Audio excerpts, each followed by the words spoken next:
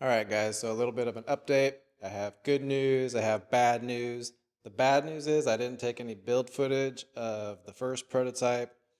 The good news is that I crashed prototype number one. I increased a setting in Arty Plane when I should have decreased a setting. So the reason that's good news is because I decided to take a lot of footage of the build of prototype number two. There were a couple of things I wanted to change on prototype number one anyway, so I took advantage of the opportunity to build number two. Booms that we had on number one were a little oversized, so I wanted to reduce the size, save a little weight there.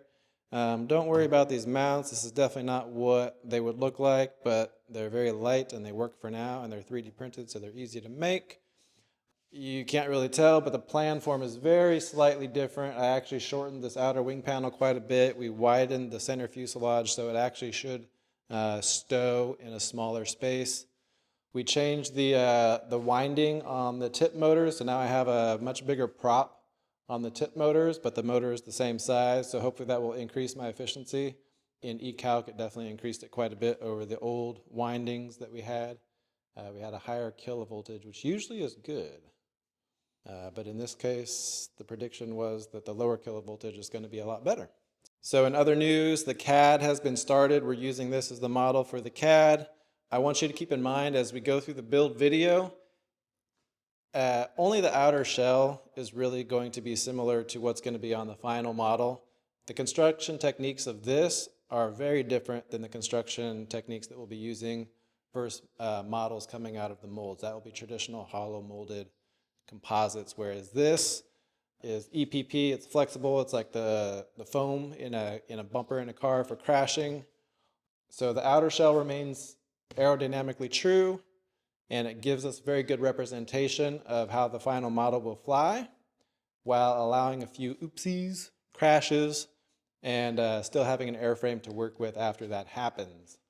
There is a slight aerodynamic penalty to doing it this way. We're probably looking at 5 to 7% decrease in performance just switching from this to a molded airframe.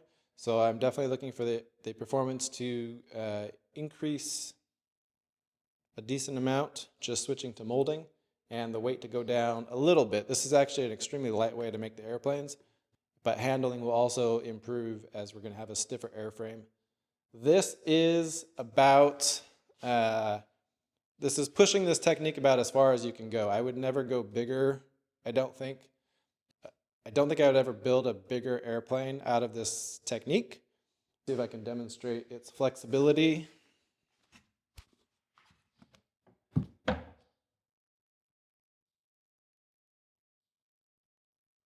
So that is a fairly flexible model. It's like your Boeing 787 or something where the wings just go like this.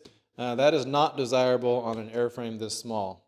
So it does fly fine, but we're definitely not going to have something that flexible for production. It's going to be an extremely stiff model for production. For the first few models, so I'm actually going to cut most of the molds myself on this mill over here. I may even lay up the first 5 or 6 planes myself, so I can see what we need to change for production, if we need to change the molds at all, if we need to change some of the construction techniques at all, if we need to make any structural changes. That's going to allow me to make changes quickly and early in the process before we start getting these into customer hands. The editing has already started. We already have the build footage in, and now we're just going to add this footage later. This airplane actually has not flown yet. I'm waiting on some new props.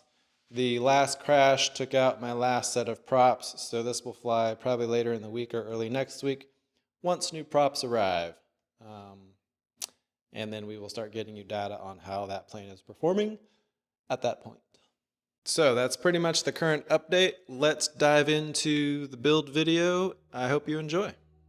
The first order of business after cutting templates on the mill is to hotwire the cores for the center section. That section has a lot of taper and most machines cannot handle those cuts, so we have to cut it on a homemade machine. Those cores took a lot of time. The outer cores were cut by my buddy at Wingcatcher RC. After I add balsa blocks for the elevons, the first order of business is to cut those back with a sharp knife.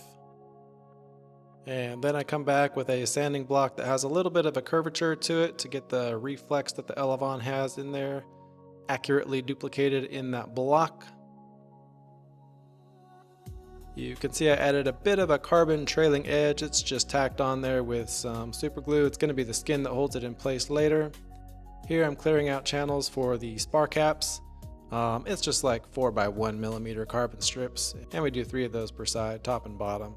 You can also see I've put in place a root rib, and that's going to hold all of my connectors later. Here I'm using Gorilla Glue to secure the spars in the center section. After I clear out the channel, drop in the Gorilla Glue, and then we go back with pins to force it to conform with the surface of the skin.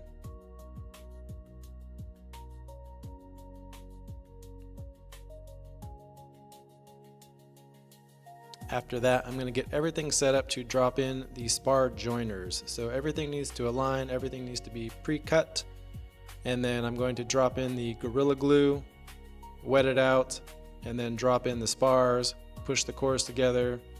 That process needs to be very tightly controlled so that the wing is accurate. After the Gorilla Glue sets up, we then come back with the sharp knife and we clear away the excess Gorilla Glue, and then we'll go back over with a sanding block to get it to conform to the surface of the wing.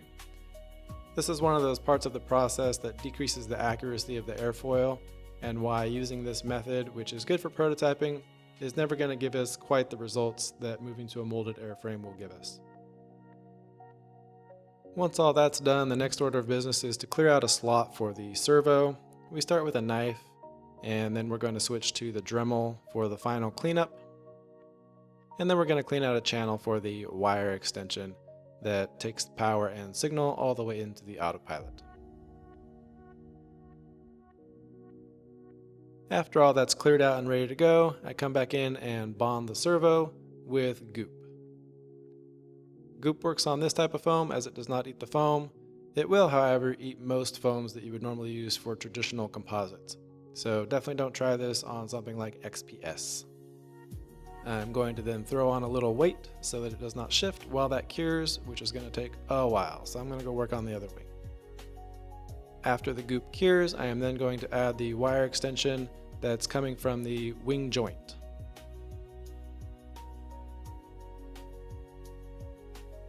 I then tuck in the wire, and I'm going to cover that with a goop and spackle mixture that will be sanded back later. Again, another example of reasons why we're losing aerodynamic efficiency using this method. On this airframe, there's also going to be a connector for the motor wires at the wing brake. So here I'm just soldering up a connector. This is one side of the connector. I'm not sure if this is the wing side or the fuselage side. Regardless, we get that all soldered up, and then I'll show you how I drop that in later.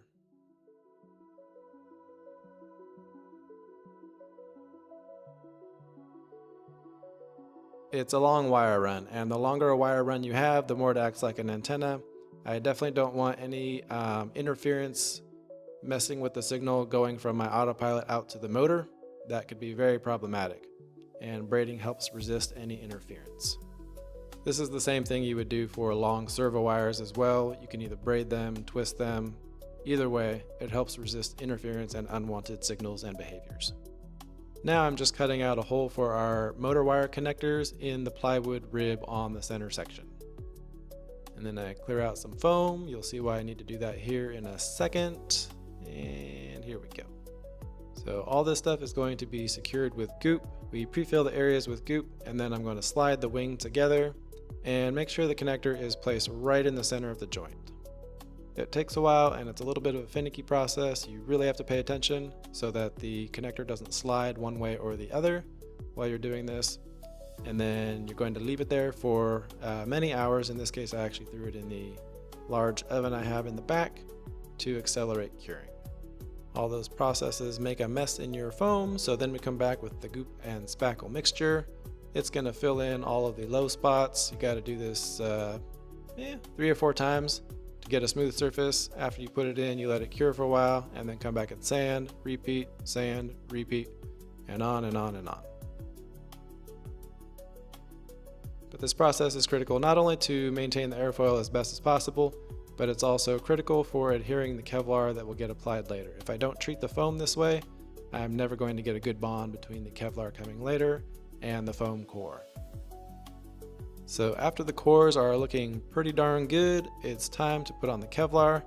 I'm going to put on the Kevlar with a mixture of goop and isopropyl acetate. This mixture penetrates the Kevlar and it goes into the surface prep that I put on the EPP cores. I then hit it with an iron at 130 degrees Celsius to get it to adhere to the core instantly. I could let it just sit and cure, but there will be areas where it lifts if I don't control the process. And also it just helps remove weight by removing any of the excess glue. After doing the center section, I then move on to the outer wing. The outer wing has a little bit of a twist to it because this process does not adhere well to the balsa elevons. So I'm going to do all the areas over foam and the balsa elevons, but after the rest of the wing is done, I have to come back and I have to adhere the Kevlar to the balsa with super thin super glue. I covered the entire airplane with 2-ounce Kevlar. Now I'm going to come back and cover everything with 3/4 of an ounce fiberglass. This veil allows me to sand and get a better surface finish, and it also closes out the weave of the 2-ounce cloth. It has a much rougher weave than this veil that I'm putting on. And then it's time to add mounts for the motors on the wingtips. And I'm just using the beds actually from the cores because they already match the profile, and they're naturally going to set the angle of attack on the motor properly as well. So we just put them on as blocks, and then I'm going to come back later and carve them and sand them, goop and spackle them, and cover them with fiberglass. Here I am milling motor mounts. So one plate is going to go on the motor, one plate is going to go on the foam, and then we're going to bond them together later once the motor is in place. The motor wires were pre-embedded in the wing before I covered it with Kevlar, so I just fished them out of the motor mount that we added. Here I'm soldering the wires coming directly out of the motor to the motor wire extensions that were previously embedded. Then we drop a little aerodynamic cover in place, and now I need to expose the whole servo elevon linkage to free that up, and we'll also throw a cover on that later after we get this moving cleanly.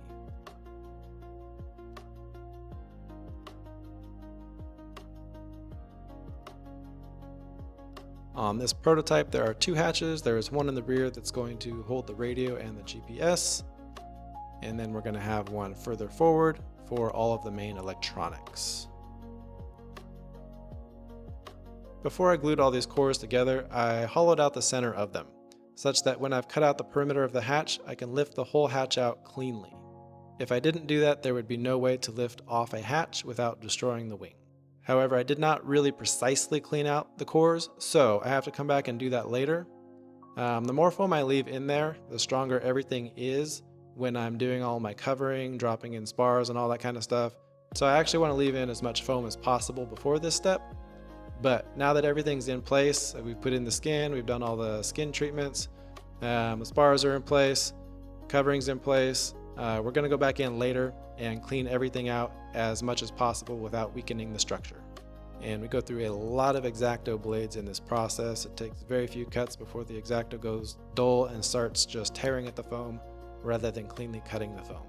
But it's fun. You just put on a podcast or some good music and go to town. Here I'm just cleaning out a little space for the hatch latch. We'll drop that in and secure it with some goop and put it in the oven for a couple of hours to cure. I need to clean out a little space here for some tabs that secure the front of the hatches. Once that's all cut out, we can drop in the hatch for the first time and see how it fits, see if we need to make any adjustments. This one went in pretty good right off the bat. The motor mounts are 3D printed out of ABS. They worked well on prototype number 1, didn't cause any issues, so we're moving them on to prototype number 2. These are not the final shape, but they get the job done. These are just generic booms. They speed up the prototyping process. We'll be molding our own custom booms later. Once that's done, we need to bond the motor mounts in place. So I scuffed up the booms, marked the insertion point with masking tape, and then put them on.